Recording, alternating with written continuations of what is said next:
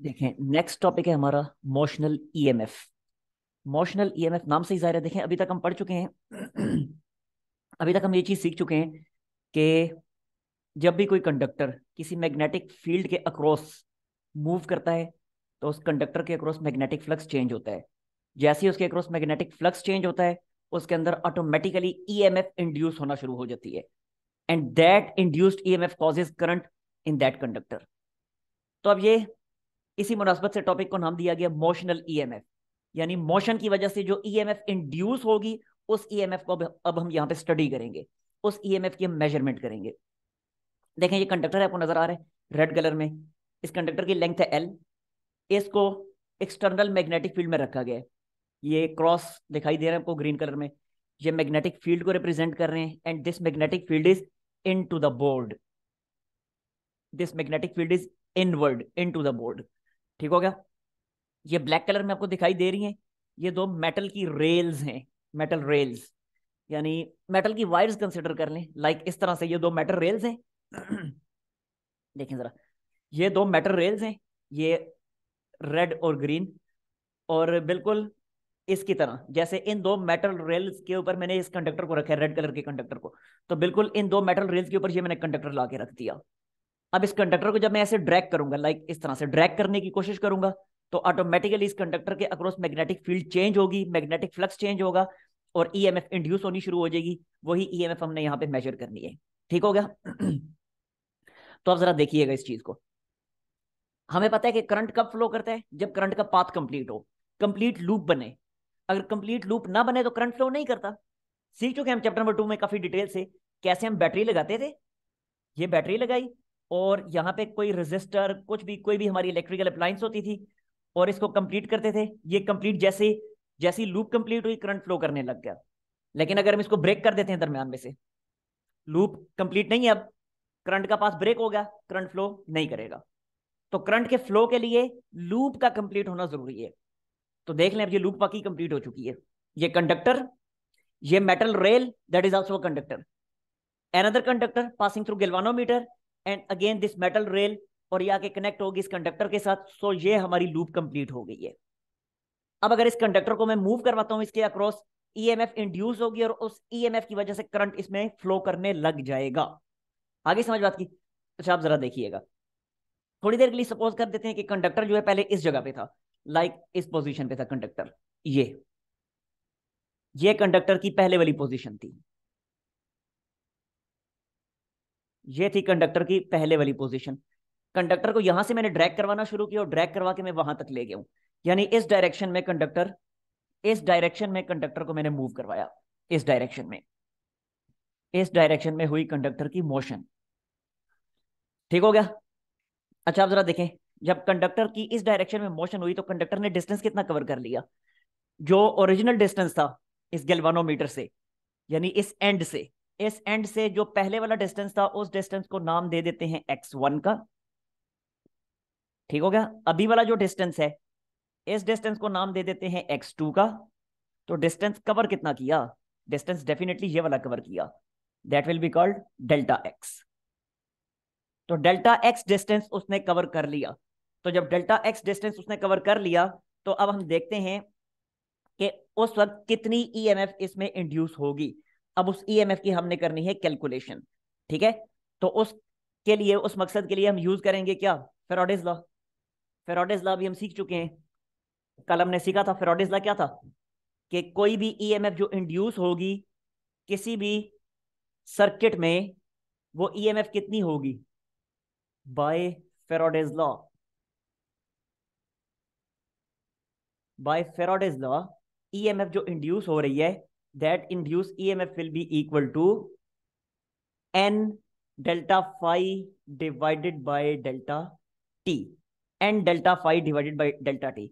N क्या है, N है टोटल नंबर ऑफ टर्न्स। अब यहाँ पे तो एक ही नंबर ऑफ टर्न है ना, सिर्फ एक लूप कंप्लीट हो रही है, there is only one loop. तो जब सिर्फ एक लूप है तो यहाँ पे नंबर ऑफ टर्न्स कितने बन गए, नंबर ऑफ टर्न्स बन गए 1। और डेल्टा फाइव बाई डेल्टा की टी क्या है, delta five by delta T है rate of change of flux. अब यहाँ पे rate of change of flux को हम डिस्कस कर लेते हैं। जरा गौर से देखें कि जब इस लूप को मैंने, सॉरी, इस कंडक्टर को मैंने यहां से ड्रैग कर, यहां से ड्रैग करवाना शुरू किया लेफ्ट साइड पे, तो जब यहां से ड्रैग करके यहां तक आ गया तो क्या लूप का एरिया रिड्यूस नहीं हो गया? लूप का एरिया कम हो गया ना। देखें पहले ये लूप बन रही थी, गौर से देखिएगा, ये ये ये और यहां तक, यानी इतनी बड़ी लूप थी पहले। लेकिन जब कंडक्टर मूव करके आगे चला गया तो लूप का एरिया कम हो गया। तो जब लूप का एरिया कम हो गया तो इसका मतलब है कि उसमें से पास होने वाली मैग्नेटिक फील्ड लाइंस की तादाद कम हो गई, यानी मैग्नेटिक फ्लक्स डिक्रीज हो गया, यानी मैग्नेटिक फ्लक्स में चेंज आ गया। तो मैग्नेटिक फ्लक्स में जब चेंज आया तो करंट प्रोड्यूस होने लग गया। आगे समझ बात की? तो अब जरा देखें इसी चीज को हम देखते हैं यहाँ पे कि मैग्नेटिक फ्लक्स में चेंज जो आया वो कितना आया। तो देखें अगले स्टेप में मैंने लिख दिया E is equal to N को ऐसे ही लिखा, डेल्टा बाय डेल्टा टी को मैंने ऐसे ही लिखा। ऊपर फाई की जगह क्या लिखूंगा? फाई की जगह लिखूंगा बी ए, क्योंकि फ्लक्स क्या होता है? फ्लक्स होता है मैग्नेटिक फील्ड मल्टीप्लाई एरिया। आगे समझ बात की? और मैग्नेटिक फील्ड और एरिया के दरमियान एंगल वही 0 डिग्री बन रहा है, क्योंकि मैग्नेटिक फील्ड इनवर्ड है, एरिया को भी हम इनवर्ड ले लेते हैं, चाहे तो आउटवर्ड भी ले लें, वो नेगेटिव साइन आ जाएगा, लेकिन वो नेगेटिव साइन हम इग्नोर कर देंगे, that is just due to direction. ठीक हो गया? हम यहाँ पे मैग्नेटिक फ्लक्स के मैग्नीट्यूड को डिस्कस कर रहे हैं। तो इसलिए हम कह देते हैं कि मैग्नेटिक फील्ड इनवर्ड है, और ये जो पूरी लूप बन रही है, ये कंप्लीट लूप, इस कंप्लीट लूप का एरिया भी इनवर्ड है, दैट्स वाई एंगल 0 डिग्री है। तो जब एंगल 0 डिग्री है तो flux is equal to B A cos 0, और cos 0 क्या होता है? 1 होता है, और फाइनली क्या आ जाएगा? बी ए। सो मैंने यहाँ पे डायरेक्टली बी ए लिख दिया। आगे समझ बात की? अब देखें फर्दर इसको क्या लिखा जाएगा। एन ऐसे ही लिख दिया। नंबर ऑफ टर्न्स कितने हैं इस केस में? 1 है, तो एन की जगह तो मैंने लिख दिया 1, ओनली 1। ठीक है? अब जरा देखें डेल्टा बी मैग्नेटिक फील्ड ऐसे ही लिख दी। एरिया क्या बनेगा? एरिया क्या होता है? Length multiply width. लेंथ ये है, यानी इस पूरे कंडक्टर की लेंथ, सो ये मैंने लिख दी लेंथ। अब विड्थ लिखनी है, तो विड्थ क्या आएगी? जरा गौर से देखिए कितना डिस्टेंस इसने ट्रेवल किया है। जरा यहां से लेके यहां तक गया है, एरिया में चेंज आया ना, तो कितना डिस्टेंस ट्रेवल किया? डेल्टा एक्स डिस्टेंस ट्रेवल किया, तो लिहाजा यहां पे लिखा जाएगा डेल्टा एक्स। आगे समझ बात की? मैं एक मिनट इस स्टेप को जरा मजीद डिटेल में लिख देता हूँ, ये थोड़ा कंफ्यूज करेगा आप लोगों को। दोबारा से करते हैं इसको। देखें एन की जगह, नंबर ऑफ टर्न्स की जगह मैंने लिख दिया 1। ठीक हो गया? मैग्नेटिक फील्ड क्योंकि इस केस में कांस्टेंट है, मैग्नेटिक फील्ड को मैंने डेल्टा से बाहर ले लिया, क्योंकि डेल्टा का मतलब होता है चेंज। अब क्योंकि मैग्नेटिक फील्ड में चेंज तो आ नहीं रहा, मैग्नेटिक फील्ड तो हमने जो अप्लाई की है दैट इज कांस्टेंट, तो इसलिए मैग्नेटिक फील्ड को डेल्टा से बाहर लिख रहे हैं। ठीक होगा? बाकी क्या बचेगा? बाकी बचेगा delta A divided by delta T. ठीक हो गया? अब आसान हो गया। अब जरा देखें मैग्नेटिक फील्ड को फिर ऐसे ही लिखा। अब डेल्टा ए, डेल्टा ए का मतलब चेंज इन एरिया। अब एरिया में कितना चेंज प्रोड्यूस हुआ है? एरिया में कितना चेंज प्रोड्यूस हुआ? फर्दर इसको ऐसे लिख देते हैं, डेल्टा ऐसे ही लिखा, डेल्टा टी ऐसे ही लिखा। एरिया की जगह फिर मैंने क्या लिख दिया? एरिया की जगह लिख दिया लेंथ मल्टीप्लाई विड्थ। अब जरा देखें लेंथ ये थी और विड्थ कितनी है, यानी ये पूरे के पूरे एरिया में जो चेंज प्रोड्यूस हुआ, ये यहां से मूव करके यहां तक आया ना, तो विड्थ में कितना चेंज आया? विड्थ में जो चेंज आया दैट इज डेल्टा एक्स। तो लिहाजा यहां पे मैंने लिख दिया डेल्टा एक्स इंटू एक्स लिख दिया। अगले स्टेप में, अगले स्टेप में इसको लिखा जा सकता है, now this is equal to B, again length फिर से कांस्टेंट है लेंथ, तो लेंथ को फिर से मैंने बाहर लिख दिया, और x को डेल्टा के अंदर ही रहने दिया, तो ये लिख दिया delta X by delta T. और उससे अगले स्टेप में क्या लिखा जाएगा? B L. अब देखें जरा delta X by delta T, यानी rate of change of distance, वो क्या होता है? वो होती है वेलोसिटी। तो ये हमारे पास इंड्यूस्ड ईएमएफ का फार्मूला आ गया। आगे समझ, ये फार्मूला किस केस के लिए? This is formula for induced EMF, induced EMF कब के लिए? When theta is equal to 0 degree, यानी जब एरिया और मैग्नेटिक फील्ड के दरमियान एंगल 0 डिग्री हो, तो ये स्पेसिफिकली उस केस के लिए हमारे पास इंड्यूस्ड ईएमएफ का फार्मूला आया। Yes, any problem? क्लियर हुआ ये? देखें यहां पे हमने स्टार्ट लिया था फेराडेज लॉ से। करना हम क्या चाह रहे हैं? हम मोशन की वजह से, इस कंडक्टर की मोशन की वजह से जो ईएमएफ इंड्यूस होगी, वो ईएमएफ हम फाइंड करना चाह रहे हैं। तो उस मकसद के लिए हमने स्टार्ट लिया फेराडेज लॉ से, E is equal to N delta five by delta T. N की जगह हमने अगले स्टेप में 1 लिख दिया। क्यों? क्योंकि सिर्फ एक ही लूप बन रही है, तो क्योंकि सिर्फ एक लूप है तो एन की जगह 1 आ गया, क्योंकि एन जो है नंबर ऑफ टर्न्स होते हैं, नंबर ऑफ लूप्स होती हैं। अच्छा, अब अगले स्टेप में जरा देखें, ये लिखा हुआ है फाई की जगह लिख दिया बी ए, क्योंकि फ्लक्स क्या होता है, बी ए कॉस थीटा, और थीटा इस केस में 0 एक्सप्लेन कर चुका हूं, और कॉस 0 1 होता है, सिंपली बी ए रह जाएगा। अब बी को हमने डेल्टा के साइन से बाहर शिफ्ट कर दिया, क्योंकि मैग्नेटिक फील्ड तो है ही कांस्टेंट, तो जब मैग्नेटिक फील्ड कांस्टेंट है तो डेल्टा तो होता है चेंज, तो मैग्नेटिक फील्ड कांस्टेंट है तो उसको चेंज से हम बाहर ले आए, डेल्टा से बाहर ले आए, अंदर क्या बचा डेल्टा ए, नीचे डेल्टा टी वैसे ही चल रहा है। अब एरिया क्या होता है, एरिया होता है लेंथ मल्टीप्लाई विड्थ, तो ये लिखा लेंथ और विड्थ कितनी है, विड्थ ये वाली विड्थ है डेल्टा एक्स, ठीक हो गया, सो ये मैंने लिख दिया एक्स। अब अगले स्टेप में जरा देखें, अगेन लेंथ यानी कंडक्टर की जो लेंथ है पूरी की पूरी वो तो है कांस्टेंट, लेंथ को बाहर शिफ्ट कर दिया अगेन डेल्टा से, अंदर क्या बचा, अंदर बचा डेल्टा एक्स और नीचे delta T as it is. Now delta X by delta T, rate of change of distance that is velocity. So ये हमारे पास फाइनल फार्मूला आ गया कि जो ईएमएफ इस केस में इंड्यूस होगी उसके लिए फार्मूला है बी एल वी, यानी मैग्नेटिक फील्ड का मैग्नीट्यूड मल्टीप्लाई हमारे कंडक्टर की लेंथ मल्टीप्लाई कितनी वेलोसिटी से हम कंडक्टर को मूव करवा रहे हैं, जितनी ज्यादा वेलोसिटी से हम मूव करवाएंगे कंडक्टर को उतनी ज्यादा ईएमएफ इंड्यूस होगी, जितनी ज्यादा मैग्नेटिक फील्ड यहाँ पे हम अप्लाई करेंगे उतनी ज्यादा ईएमएफ इंड्यूस होगी, जितनी हम कंडक्टर की लेंथ ज्यादा रखेंगे, कंडक्टर की लेंथ जितनी ज्यादा रखेंगे उतनी ज्यादा ईएमएफ इंड्यूस होगी। हो गया क्लियर अब? जी सर। अच्छा। Thank you. अच्छा, अब जरा देखें, अब इस केस में करंट कितना प्रोड्यूस होगा, अब उस करंट को भी डिस्कस कर लेते हैं। देखें आल्सो करंट कितना होता है, करंट ओहम्स लॉ के मुताबिक क्या होगा, जितनी ईएमएफ इंड्यूस हुई डिवाइडेड बाय जितनी इस पूरे सर्किट की रेजिस्टेंस है, ठीक है, क्योंकि ओहम्स लॉ क्या था, ओहम्स लॉ था V is equal to I R ना, ये था। तो अब इस केस में V की जगह क्या आ जाएगा, ई, ईएमएफ जितनी ईएमएफ इंड्यूस हुई V की जगह E आ जाएगा, I as it is R as it is, तो यहां से आई क्या बनेगा, आई बनेगा ई बाई आर। सो ये आपके सामने लिख दिया, I is equal to E by R. अब कितनी ईएमएफ इंड्यूस हुई है, वो है बी एल वी, और divided by R as it is, तो ये हमारे पास करंट भी आ गया कि कितना करंट इस केस में प्रोड्यूस होगा, ठीक हो गया। अच्छा, अब इसके बाद पावर को डिस्कस कर लेते हैं कि कितनी पावर इस केस में प्रोड्यूस होगी। जाहिर सी बात है, जब कभी भी करंट फ्लो करता है तो इलेक्ट्रिक पावर तो होती है, चैप्टर नंबर 2 में काफी डिटेल से हम देख चुके हैं कि जब भी करंट फ्लो करता है तो डेफिनेटली इलेक्ट्रिक पावर मौजूद होती है वहां पे, बैटरी जो है इलेक्ट्रिक पावर सप्लाई करती है, और जो इलेक्ट्रिक पावर बैटरी सप्लाई करती है वो सारी की सारी इलेक्ट्रिक पावर सर्किट में कंज्यूम हो जाती है। तो अब बैटरी, अब इस केस में बैटरी तो नहीं है, अब यहाँ पे ईएमएफ इंड्यूस हो रही है किसकी वजह से, ईएमएफ यहाँ पे इंड्यूस हो रही है डेफिनेटली मैग्नेटिक फ्लक्स के चेंज की वजह से। तो अब जब ईएमएफ इंड्यूस हो गई तो डेफिनेटली यहाँ पे इलेक्ट्रिक पावर भी जनरेट होगी, बिल्कुल ऐसे ही जैसे सर्किट में बैटरी लगी होती थी ना, तो बैटरी की अपनी ईएमएफ होती थी, तो बैटरी ईएमएफ का सोर्स थी, तो बैटरी इलेक्ट्रिक पावर जनरेट करती थी और वह इलेक्ट्रिक पावर सर्किट में कंज्यूम होती थी। यहां भी तो ऐसे ही है, यहां भी जब मैग्नेटिक फ्लक्स में चेंज आएगा तो यहां भी तो ईएमएफ इंड्यूस हो रही है, तो जब ईएमएफ इंड्यूस हो रही है तो डेफिनेटली इलेक्ट्रिक पावर यहां पे जनरेट होगी, और जो इलेक्ट्रिक पावर जनरेट होगी वो हमारे सर्किट में कंज्यूम हो जाएगी। अब कितनी इलेक्ट्रिक पावर जनरेट होगी, अब उसके लिए हम एक छोटा सा फार्मूला ड्राइव कर लेते हैं, बट पहले इसका स्क्रीनशॉट लेने क्योंकि मेरे पास स्पेस नहीं है अब। अच्छा, अब डिस्कस करते हैं इलेक्ट्रिक पावर को, लेकिन उससे पहले हम यहाँ पे डिस्कस कर लेते हैं करंट की डायरेक्शन को, यहाँ पे करंट किस डायरेक्शन में फ्लो करेगा। इसके लिए यूज करेंगे again Fleming's left hand rule. अब ध्यान से इस रूल को आपने समझना है, इससे पहले वाले चैप्टर में हम इस रूल को डिस्कस करते रहे तो वहां पे करंट फ्लो कर रहा था और करंट के फ्लो की वजह से मैग्नेटिक फील्ड डेवलप हो रही थी।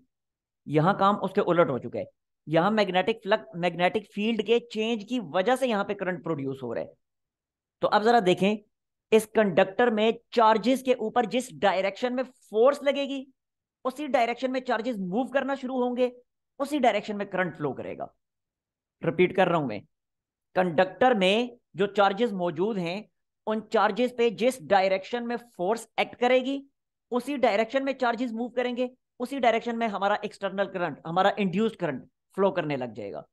अब जरा अप्लाई करें फ्लेमिंग्स लेफ्ट हैंड रूल। देखिए इस कंडक्टर को किस डायरेक्शन में मैंने मूव करवाया, ये एरो आपको दिखा रहे हैं उस डायरेक्शन में, तो जरा देखें जिस डायरेक्शन में मैंने कंडक्टर को मूव करवाया तो इसका मतलब है कंडक्टर के अंदर मौजूद चार्जेस भी तो उसी डायरेक्शन में मूव कर रहे हैं, क्योंकि कंडक्टर के अंदर ही मौजूद है ना चार्जेस।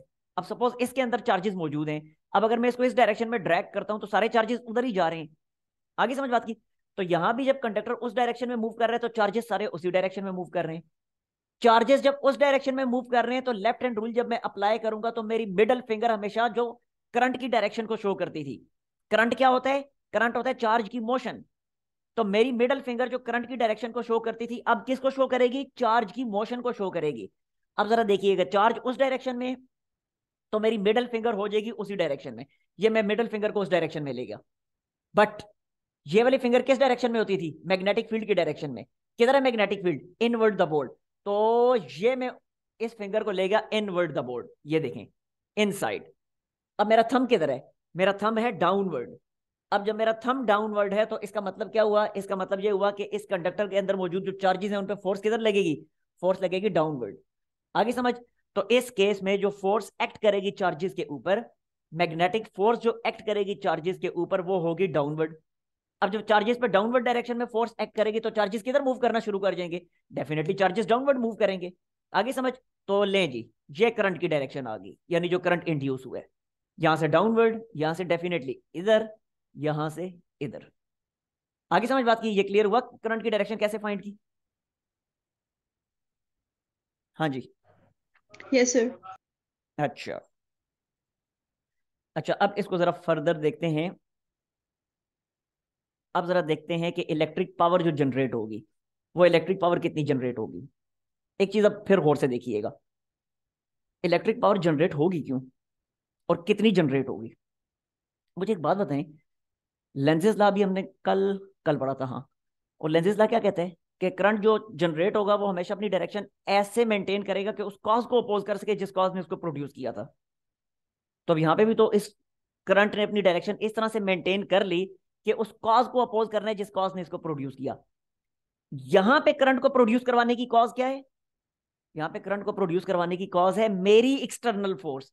मैंने इसको पकड़ के ड्रैग किया वहां पे लेफ्ट साइड पे, तो मेरी एक्सटर्नल फोर्स है जिसने इस करंट को प्रोड्यूस करवाया।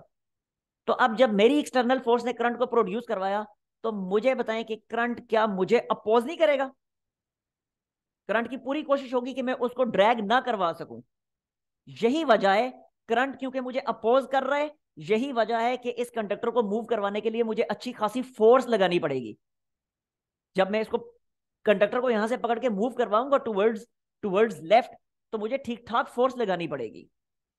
अब जो फोर्स मैं लगा रहा हूं, असल में उसी फोर्स को ओवरकम करते हुए यहां पे इलेक्ट्रिक पावर जनरेट हो रही है।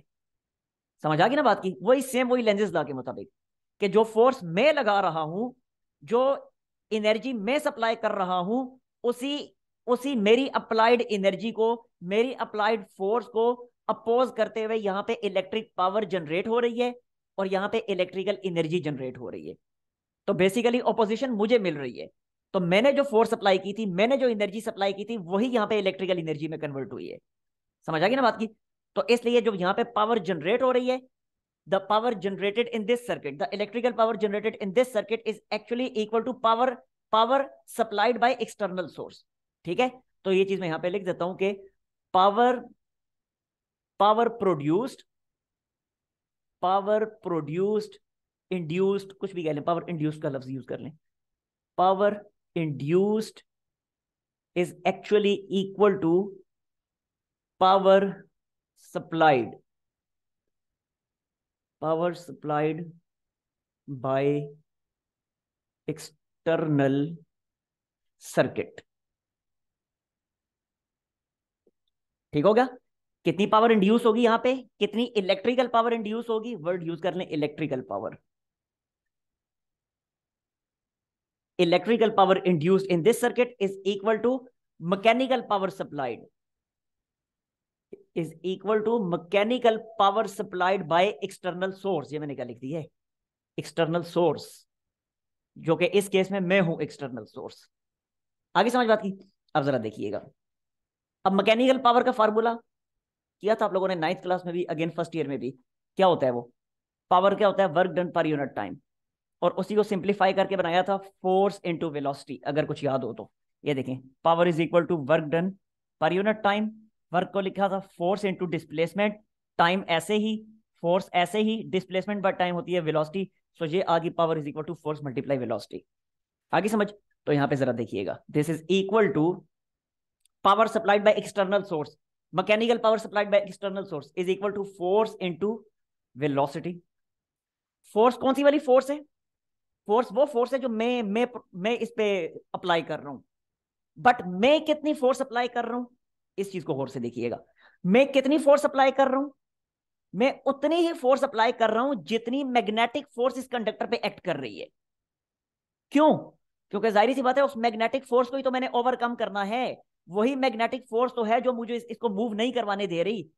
वही मैग्नेटिक फोर्स ही तो है जो मेरे रास्ते में रुकावट बनी हुई है।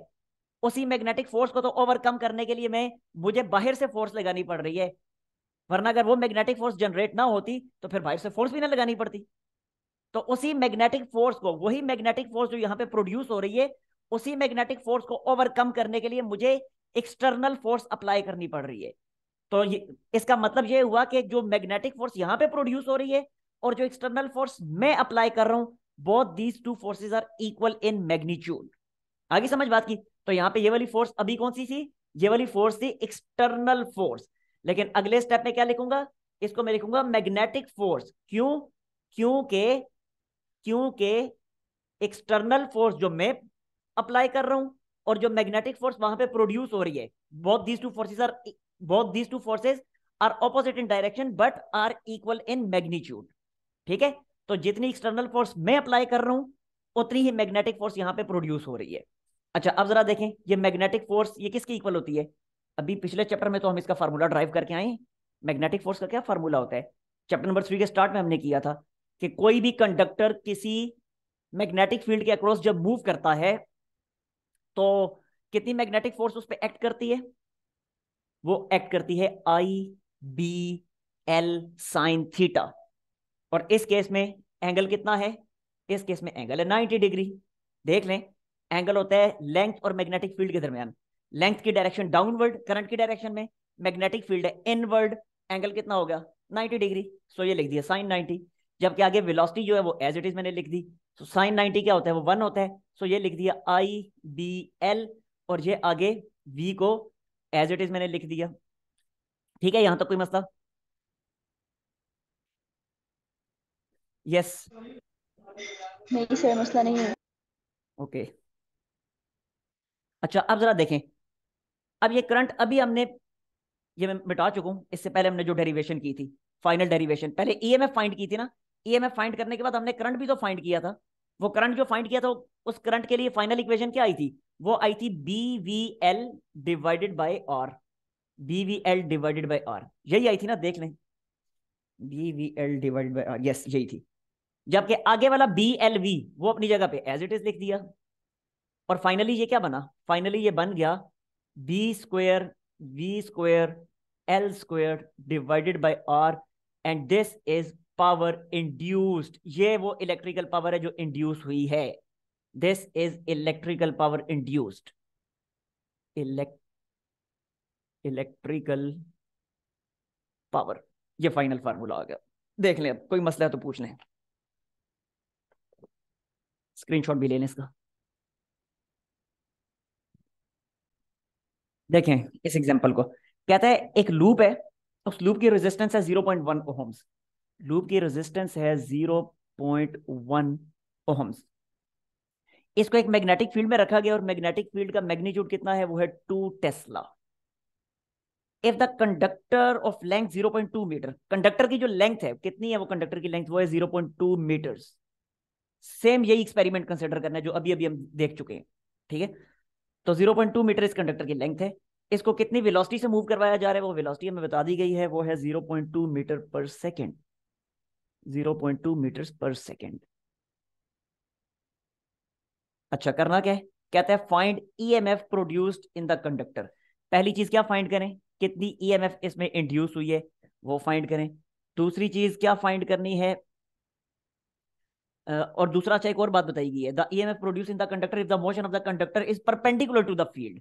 यानी थीटा आपको बता दिया गया 90 डिग्री है। यानी सेम वही कंडीशन जो अभी हम देख चुके हैं। उसमें भी तो एंगल 90 डिग्री था, और क्या था? अच्छा, ईएमएफ बतानी है हमने। बी पार्ट में करंट हमने बताना है कि कितना करंट इस कंडक्टर में फ्लो कर रहा है। ठीक हो गया। सी पार्ट, कितनी इलेक्ट्रिकल पावर इसमें जनरेट होगी। वो हमने बतानी है। Power produced, power induced, power induced ये हमने बतानी है। और लास्ट में हमने क्या बताना है कि the the input mechanical power, कितनी मैकेनिकल पावर हमने बाहर से प्रोवाइड की थी। ठीक है, तो इनपुट पावर या एक्सटर्नल पावर कुछ भी कह दें, ये हमने बतानी है। हालांकि दोनों बराबर ही होंगी, अंडरस्टूड है कि बराबर होंगी। जाहिर है जितनी इलेक्ट्रिकल पावर हम सप्लाई कर रहे हैं वही वही सारी तो इलेक्ट्रिकल पावर में कन्वर्ट हुई है। हमारी सप्लाइड मैकेनिकल पावर ही तो इलेक्ट्रिकल पावर में कन्वर्ट हुई है, इसलिए दोनों इक्वल आएंगी। बट दोनों को अलग अलग से फाइंड करने का क्या, तो अलग अलग फाइंड करके दिखा देते हैं। तो देखें जरा, स्टार्ट करते हैं। सबसे पहले ईएमएफ फाइंड करनी है।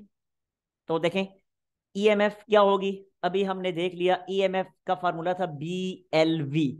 वैल्यूज पुट करें, आंसर फाइंड कर लें, कोई मसला नहीं है। बी पार्ट, करंट फाइंड करना है, तो करंट क्या होगा, E by R according to Ohm's law. E यहां पे हम कैलकुलेट कर चुके होंगे, आर हमें बताया हुआ है, वैल्यूज पुट करें, आंसर फाइंड कर लें। सी पार्ट, सी पार्ट, कितनी पावर इंड्यूस हुई है, कितनी इलेक्ट्रिकल पावर यहां पे इंड्यूस हुई है, वो इलेक्ट्रिकल पावर हमने फाइंड करनी है। और एक्सटर्नल पावर, पहले एक्सटर्नल पावर को देख लें। देखें जरा, एक्सटर्नल पावर क्या होगी, एक्सटर्नल पावर होगी, एक्सटर्नल पावर होगी फोर्स इनटू वेलोसिटी। वेलोसिटी हमें बताई हुई है उसने, यस बताई हुई है, कोई मसला नहीं है। फोर्स कितनी है हमें नहीं पता, लेकिन अभी तो हमने देखा, अभी तो इधर मैंने आपको इधर करके भी दिखाया था कि फोर्स कितनी फोर्स हमें प्रोवाइड करनी पड़ेगी, उतनी फोर्स की जितनी मैग्नेटिक फोर्स है। आई समझ। तो ये एक्सटर्नल फोर्स जो है ये असल में किसके इक्वल होगी, ये मैग्नेटिक फोर्स के इक्वल होगी, FB के इक्वल होगी। और FB कैलकुलेट करने का फार्मूला हमें पता ही है, वो क्या होता है, मैग्नेटिक फोर्स का फार्मूला IBL, सीख चुके हैं पिछले चैप्टर में। और आगे V एज इट इज आ जाएगा। अब देखें करंट हमें पता है, करंट करंट ये फाइंड किया हुआ है हमने पार्ट बी में, पता है। मैग्नेटिक फील्ड पता है, पता है। लेंथ कंडक्टर की पता है, बिल्कुल पता है। वेलोसिटी पता है, बिल्कुल पता है। सारा कुछ पुट करें, यहां से आपको power, mechanical power, external power आपको मिल जाएगी। ये हो गया पार्ट डी, ठीक हो गया। आखिरी है पार्ट सी। तो पार्ट सी में इंड्यूस्ड पावर, कितनी पावर यहां पे जनरेट होगी। तो देखें जो पावर जनरेट हुई थी उसका फार्मूला अभी तो हमने फाइंड किया था, अभी अभी तो फार्मूला हमने ड्राइव किया था, क्या था, B² L² B²L² divided by क्या था, भूल गया मुझे भी, डिवाइडेड बाय R। यस, लें सारी वैल्यूज पुट करें, power, power produce, power induce वो भी आपको मिल जाएगी। यानी कितनी इलेक्ट्रिकल पावर यहाँ पे इंड्यूस हुई है, इलेक्ट्रिकल पावर, इलेक्ट्रिकल, लें जी, ठीक है, लेने इसका स्क्रीनशॉट।